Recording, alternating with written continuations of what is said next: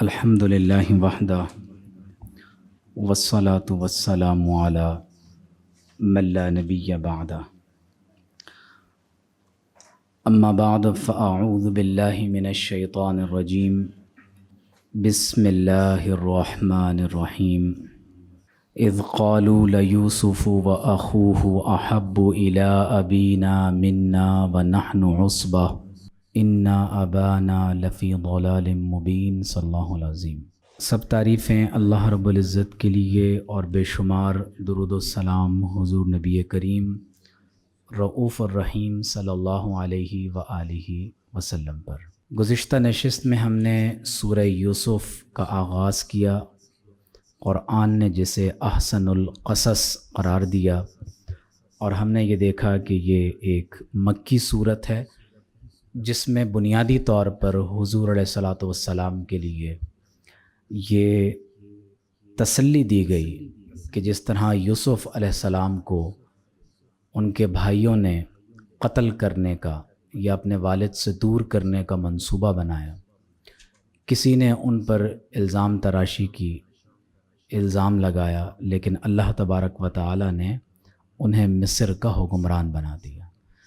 اور modern day history میں سورہ یوسف کا پڑھنا اور جاننا اس لیے بہت ضروری ہے کہ حضرت یعقوب علیہ السلام، جن کا لقب اسرائیل ہے، اور انہی کے 12 بیٹوں کو بنی اسرائیل کہا جاتا ہے، اور ہم تفصیل سے یوسف علیہ السلام کے 11 بھائیوں کا تذکرہ بھی کر چکے ہیں۔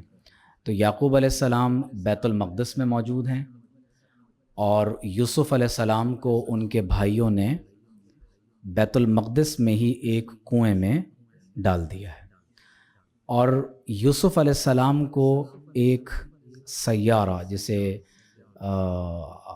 آپ ایک یعنی جو قافلہ ہے، ایک قافلہ جب وہاں سے گزرا تو وہ یوسف علیہ السلام کو اپنے ساتھ مصر لے گیا، اور پھر مصر میں یوسف علیہ السلام کے بعد قبطی النسل فرعونوں کی حکومت آئی، اور انہوں نے بنی اسرائیل کو غلام بنا لیا، اور اسی دور میں پھر حضرت سیدنا موسیٰ علیہ السلام کی مصر میں بعثت ہوئی۔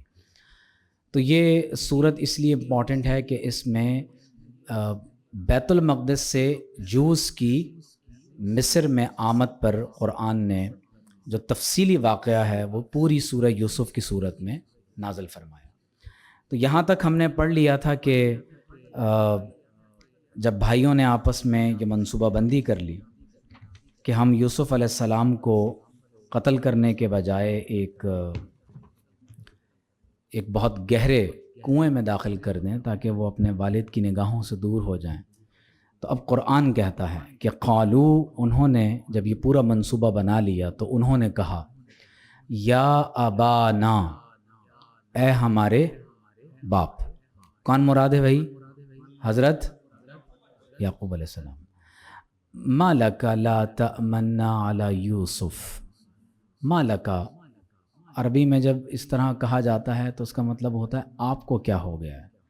اگر ما لی کہیں گے تو مجھے کیا ہو گیا ہے، ٹھیک ہے۔ ما لک، آپ کو کیا ہو گیا ہے، تو ما لک، آپ کو کیا ہو گیا، لا تأمنا علی یوسف، آپ یوسف کے بارے میں ہم پر اعتبار نہیں کرتے۔ وَإِنَّا لَهُ لَنَاصِحُونَ، اور بے شک ہم تو یوسف کے لیے، لہو اس کے لیے یعنی یوسف علیہ السلام کے لیے، لَنَاصِحُونَ ضرور نصیحت کرنے والے ہیں، یعنی ہم تو بہت سچے خیر خواہ ہیں، اور منصوبہ پہلے نعوذ باللہ انہیں شہید کرنے کا بنا چکے ہیں۔ ارسلہ، آپ انہیں بھیج دیں۔ کنہیں بھیج دیں؟ معنا، کس کے ساتھ؟ ہمارے ساتھ۔ غدن یعنی کل، آپ کل یوسف علیہ السلام کو ہمارے ساتھ بھیج دیں۔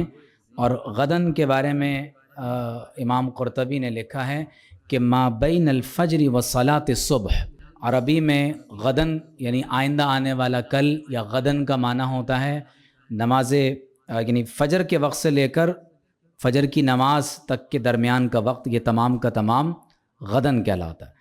تو کہنے لگے کہ ارسلہ معنا غدا، آپ یوسف علیہ السلام کو کل ہمارے ساتھ روانہ کر دیں. یرتع، وہ کیا کریں گے؟ کھائیں گے پئیں گے. عربی میں یرتع کا معنی ہوتا ہے چرنا. ہم نے جب ریاض الجنہ پر بات کی تو تفصیل سے بات ہوئی تھی کہ حضور علیہ الصلوۃ والسلام نے فرمایا اذا مررتم بریاض الجنۃ فرتعوا، جب تمہارا گزر جنت کے باغات سے ہو تو کچھ چر لیا کرو، کچھ کھا پی لیا کرو. تو پوچھا گیا کہ یا رسول اللہ صلی اللہ علیہ وآلہ وسلم، دنیا میں جنت کے باغات کہاں ہیں؟ تو فرمایا حلق الذکر، فرمایا دنیا میں جنت کے باغات اللہ کے ذکر کے حلقے ہیں. تو گویا کہ جب آپ اللہ کے ذکر کے حلقے میں ہیں تو اس وقت آپ جنت کے ایک ٹکڑے میں بیٹھے ہوئے ہیں. تو فرمایا یرتع، قرآن کہتا ہے کہ ان کے بھائیوں نے کہا کہ یہ ہمارے ساتھ کھائیں گے پئیں گے. وَيَلْعَبْ، اور کھیلیں گے. وَإِنَّا لَهُ لَحَافِظُونَ، اور بے شک ہم ان کی حفاظت کرنے والے ہوں گے. اس سے کیا بات معلوم ہوئی کہ ہر وہ شخص جو اپنے آپ کو آپ کا محافظ کہے، ہر وہ شخص جو اپنے آپ کو آپ کا ناصح کہے اور بظاہر آپ کا بھائی ہی کیوں نہ ہو، یہ ممکن ہے کہ وہ دنیا میں آپ کو دھوکہ دے دے. قالا، تو یعقوب علیہ السلام نے فرمایا انی لیحزننی، بے شک مجھے یہ بات ضرور غم دیتی ہے، حزن دیتی ہے. ان کہ تذہبوا بہ، تم یوسف کے ساتھ چلے جاؤ، یوسف کو لے جاؤ. وَأَخَافُ، اور میں ڈرتا ہوں. أَن يَأْكُلَهُ، کہ اسے کھا جائے. کون کھا جائے؟ الذئب، بھیڑیا کھا جائے. اور میں ڈرتا ہوں کہ یوسف کو بھیڑیا کھا جائے. وَأَنْتُمْ، اور تم سب عَنْهُ، یوسف علیہ السلام سے کیا ہو جاؤ؟ غافلون. یعنی اگرچہ تم کہہ رہے ہو کہ ہم لحافظون ہیں، اگرچہ تم نے کہا ہم لناصحون ہیں، لیکن اس کے باوجود تم کیا ہو جاؤ؟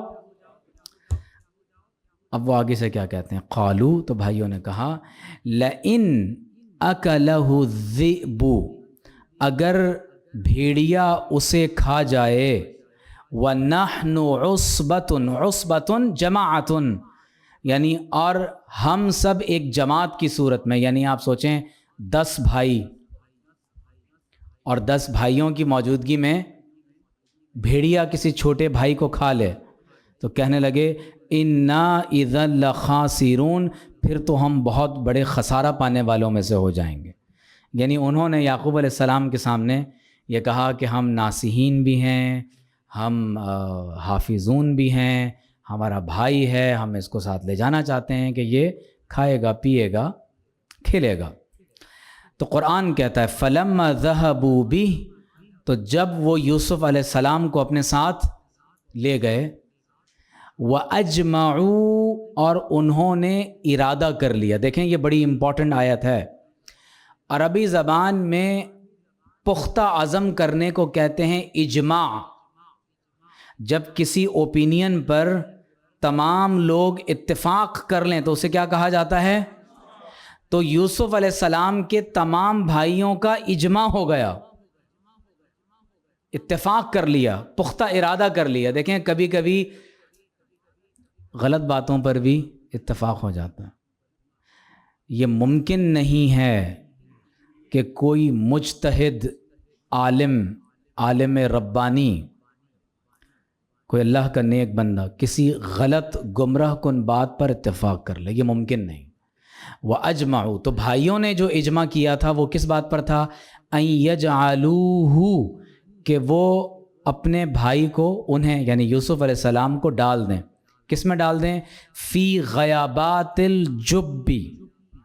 اب یہ بڑی یعنی آیت کا ایک بڑا اہم حصہ ہے، اور قرآن مجید میں اللہ تبارک و تعالی نے اس سے پہلے والی آیت میں بھی جب انہوں نے یہ ارادہ کیا کہ ہم اپنے بھائی کو کہاں ڈالیں گے، تو غیابات آپ کو معلوم ہے غیب سے ہے. تاریکی، تنہائی. اور جب عربی میں صرف بیر عام کنویں کو نہیں کہتے ہیں. ایک ایسا کنواں جس کو دیکھنے میں اس کی گہرائی معلوم نہ ہو سکے تو عربی میں اسے جب کہا جاتا ہے. الرکیۃ التی لم تطوى فاذا طویت فہی بئرا. تو بہت گہرا کنواں جس کی گہرائی کا آپ اندازہ نہ کر سکیں اسے جب کہا جاتا ہے. تو جب ان سب نے اجماع کر لیا، اتفاق کر لیا کہ یوسف علیہ السلام کو گہرے کنویں کی تاریکی میں ڈال دیں. تاریخ اسلام میں ایک بہت بڑے عالم گزرے ہیں، ان کا نام ہے حضرت امام سرخسی رحمۃ اللہ علیہ. اور اگر آپ یہ سینٹرل ایشیا کی طرف جائیں تو وہاں ان کا آج بھی مزار موجود ہے. تو امام سرخسی بہت بڑے، اتنے بڑے امام ہیں کہ ان کی کتابوں کے برخلاف فقہ حنفی میں فتویٰ دینا ناجائز ہے. اتنے بڑے امام. شرح السیر الکبیر بھی انہی کی کتاب ہے. تو جب بادشاہ وقت نے ان سے ایک ایسا فتویٰ چاہا جو بادشاہ کی منمانی مرضی کے مطابق تھا تو آپ نے انکار کر دیا. بادشاہ نے ناراض ہو کر ایک اندھے کنویں میں ڈال دیا. تو یاد رکھ لیں کہ کبھی کبھی اس طرح کی اللہ کے نیک بندوں پر آزمائشیں، لیکن ایسے وقت میں حق گوئی کو کبھی ترک. اس وقت حضرت امام سرخسی کے طلباء کنویں کی منڈیر پر آ کر سبق پڑھتے تھے اور وہ کنویں میں سے بیٹھ کر شرح فرماتے تھے. کئی برس اس میں گزر گئے. بعد میں شاگردوں نے اور یادداشت سے اپنے حافظے سے نقل کرواتے تھے. کئی برس کے بعد جب وہ کتاب مرتب ہوئی تو اسے المبسوط کہا جاتا ہے. تقریباً 30 جلدوں میں فقہ حنفی کی سب سے بڑی کتاب ہے المبسوط. تو کبھی کبھی انسان پر ایسی مشقتیں آتی ہیں. اور یاد رکھ لیں کہ ہمیشہ جب آپ کسی بڑے منصب پر فائز ہوں گے تو آپ کو ان مشکلات سے گزرنا ہوگا. تو آپ غور کر رہے ہیں، بھائیوں نے قتل کا ارادہ کر لیا اور بالآخر آپ کو کنویں میں. اب قرآن کہتا ہے، عمر آپ کی 12 سال تقریباً. وَأَوْحَيْنَا إِلَيْهِ، ہم نے یوسف علیہ السلام کی طرف وحی فرمائی. بھائیوں نے کنویں میں ڈالنے کا ارادہ کیا اور اللہ نے یوسف علیہ السلام پر. اس کا مطلب یہ ہوا کہ انبیاء ہمیشہ سے نبی ہوتے ہیں، چاہے وہ اعلان نبوت کہیں یا نہ کریں. نبی تو ہمیشہ نبی ہوتے ہیں. حضور علیہ الصلوۃ والسلام نے فرمایا کنت نبیا وآدم بین الماء والطین. جب آدم علیہ السلام پانی اور مٹی کے گوندھے جانے کے تخلیق کے مراحل کے درمیان میں تھے، میں اس وقت بھی اللہ کا نبی تھا اور خاتم الانبیاء تھا. تو فرمایا اللہ نے مجھے اس وقت بھی تمام انبیوں کا خاتم بنایا تھا. تو وَأَوْحَيْنَا إِلَيْهِ، اور ہم نے یوسف علیہ السلام کی طرف وحی فرمائی. وحی پر ہم پہلے بھی بات کر چکے ہیں کہ یہ خفیہ اشارہ ہے. وحی کیا ہے؟ اللہ تبارک و تعالی اپنے بندوں میں سے جس شخصیت کو اپنا پیغام بندوں تک پہنچانے کے لیے خاص کر لیتا ہے تو یہ پیغام جب اس خاص بندے تک پہنچتا ہے اس پیغام کو وحی کہتے ہیں. لَتُنَبِّئَنَّهُمْ بِأَمْرِهِمْ هَذَا، تم ضرور بالضرور انہیں خبر دو گے. نبی اسی سے ہے. نبی کا کام کیا ہوتا ہے؟ نبی خبر دیتے ہیں. وہ خبر جو آپ اپنے ایمپیریکل ایویڈنس اور تھرو ریشنلائزیشن حاصل نہیں کر سکتے. نبی کے پاس وہ خبر ہوتی ہے. کیا بتایا میں نے آپ کو؟ نبی وہ خبر دیتے ہیں جو غیب میں سے ہوتی ہے. اور غیب کیا ہے؟ جو آپ کے ایمپیریکل انکوائری اور ریشنلائزیشن سے بیونڈ ہے. آپ میٹا فزکس کو اپنے حواس اور عقل سے نہیں جان سکتے. تو نبی آپ کو غیب کا علم اور غیب کی خبر عطا کرتا ہے، اس لیے اسے کیا کہتے ہیں؟ نبی. آپ غیب پر ایمان لاتے ہیں کہ نہیں لاتے؟ الذین یؤمنون بالغیب، فرشتوں پر ایمان، آخرت پر ایمان. تو یہ سب آپ کو کس نے بتایا؟ اللہ کے نبی نے بتایا. لَتُنَبِّئَنَّهُمْ بِأَمْرِهِمْ هَذَا، تو اللہ نے یوسف علیہ السلام کی طرف وہی فرمائی آپ گھبرائیں نہیں، آپ ضرور بالضرور انہیں ان کے اس فعل کے بارے میں آگاہ فرمائیں گے، تسلی دے دی کہ آپ کچھ نہیں ہوگا۔ وَهُمْ لَا يَشْعُرُونَ، اور اس حال میں کہ وہ اس کا شعور۔ اب یہاں پر حدیث میں ایک بات ذکر ہے کہ جب بھائیوں نے یوسف علیہ السلام کو کنویں میں اتارا تو حدیث میں ہے کہ ان کی قمیص اتار لی، نزعوا قمیصہ۔ یاد رکھیے گا قرآن میں یوسف علیہ السلام کی 3 قمیصوں کا ذکر ہے۔ یہ عجیب و غریب بات ہے، یوسف علیہ السلام کی 3 قمیصوں کا ذکر ہے۔ تو پہلی وہ قمیص جو بھائی اپنے ساتھ جھوٹا خون لگا کر لائے، دوسری وہ قمیص جو یوسف علیہ السلام نے اپنے والد کی آنکھوں پر لگانے کے لیے دی تو اللہ نے آپ کی بینائی واپس لوٹا دی، اور تیسری وہ قمیص کہ جب آپ کی قمیص مبارک کو بادشاہ کے محل میں پشت کی جانب سے پھاڑا گیا۔ تو ایک ہی نبی کی 3 قمیصوں کا ذکر قرآن میں ایک ہی صورت میں کیا گیا ہے۔ اس کا مطلب یہ ہے، ابھی اس پہ تفصیلی بات ہم آگے کریں گے، آخر ایسا کیا ہوا کہ یوسف علیہ السلام کی قمیص مبارک اپنے والد کی آنکھوں سے مس ہوئی تو ان کی بینائی واپس آ گئی۔ تو دراصل بات یہ ہے کہ جب قمیص تو بظاہر ایک عام قمیص ہے، لیکن نسبت اللہ کے نبی کے وجود سے ہو جائے تو پھر وہ دیگر قمیصوں سے ممتاز ہو جاتی۔ اس لیے اللہ نے ان تینوں واقعات میں یوسف علیہ السلام کی شرٹ، ان کی قمیص کا ذکر فرمایا۔ اس سے ایک اور بات معلوم ہوئی کہ مردوں کا سنت لباس انبیاء کے لیے کیا ہے؟ جی قمیص ہے۔ تو جب ہم حضور علیہ الصلوۃ والسلام کا کرتا مبارک آپ کو دکھائیں گے انشاءاللہ، تو کوشش کیجیے گا کہ کم از کم سنت کے طور پر کوئی ایک قمیص تو اس طرح کی سلوا کر پہن لیا کریں، ٹھیک ہے؟ تو قرآن کہتا ہے کہ وَهُمْ لَا يَشْعُرُونَ۔ تو حدیث میں ہے کہ انہوں نے آپ کو کنویں میں ڈالنے سے پہلے آپ کی قمیص نعوذ باللہ اتار لی، اور ایک رسی میں ڈول باندھ کر آپ کو کنویں کے اندر اتارنے لگے۔ تو اس وقت جب آپ نصف کنویں تک پہنچے تو ایک بھائی نے یہ ارادہ کیا کہ نعوذ باللہ اس رسی کو کاٹے تاکہ آپ علیہ السلام بہت قوت کے ساتھ زمین پر گریں اور شہید ہو جائیں۔ تو حدیث میں ہے کہ جب ان شمعون هو الذی قطع الحبل، جب شمعون نے اس رسی کو کاٹا ارادتاً، اور یہ ارادہ کیا ارادۃ ان یتفتت علی الصخرہ، کہ آپ کا سر مبارک کسی چٹان پر لگے، تو اللہ نے جبریل علیہ السلام کو حکم دیا، وکان جبریل تحت ساق العرش، اور جبریل علیہ السلام اس وقت عرش کے پائے کے نیچے حاضر تھے اللہ کی بارگاہ میں۔ فَأَوْحَى اللَّهُ إِلَيْهِ أَنْ أَدْرِكْ عَبْدِي، تو اللہ نے حکم دیا کہ اے جبریل فوری طور پر جائیں اور یوسف علیہ السلام کے خادم بن جائیں۔ تو حدیث میں آتا ہے کہ آپ فوری طور پر نہایت ہی سرعت کے ساتھ زمین پر تشریف لائے، اور جو ہی وہ رسی کاٹی گئی آپ نے یوسف علیہ السلام کو اپنے پروں میں لیا اور آپ کو ایک چٹان پر نیچے رکھ دیا۔ اب بھائی تو واپس چلے گئے۔ اب قرآن کہتا ہے وَجَاءُوا، وہ سب آئے، جاء ایک آدمی آیا، جاءوا وہ سب آئے، عشاءً کس وقت آئے بھائی؟ عشاء کے وقت آئے۔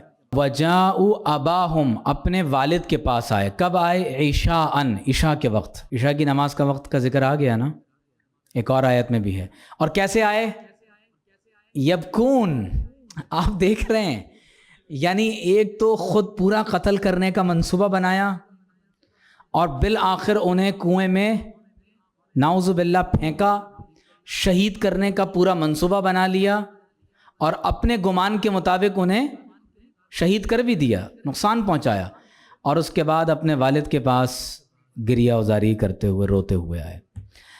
یہاں پر محدثین نے یوسف علیہ السلام کی ایک دعا لکھی ہے کہ جب یوسف علیہ السلام کو ایک کنویں کی گہرائی میں ڈال دیا گیا. وہ دعا کیا کرتے ہیں؟ جبریل امین حاضر ہوئے کہ اے یوسف آپ یہ دعا کرتے رہیں, اللہم, میرے ساتھ پڑھتے رہیں بھئی تاکہ ہم کم از کم یاد نہ ہو تو یہ دعا ہم بھی پڑھ لیں. اللہم یا مونسا کل غریب و یا صاحبہ کل وحید و یا ملجأ کل خائف و یا کاشفہ کل کربۃ و یا عالمہ کل نجوہ و یا منتہا کل شکوہ و یا حاضرہ کل ملا یا حی یا قیوم اسألک ان تقذف رجاءک فی قلبی حتی لا یکون لی ہم ولا شغل غیرک وان تجعل لی من امری فرجا ومخرجا انک علی کل شیء قدیر. جب آپ نے یہ دعا کی تو فرشتوں نے کہا کہ اے رب کریم, ہم آواز ایک بچے کی سنتے ہیں لیکن دعا اللہ کے نبی کی ہو رہی. آمین بجاہ النبی الکریم.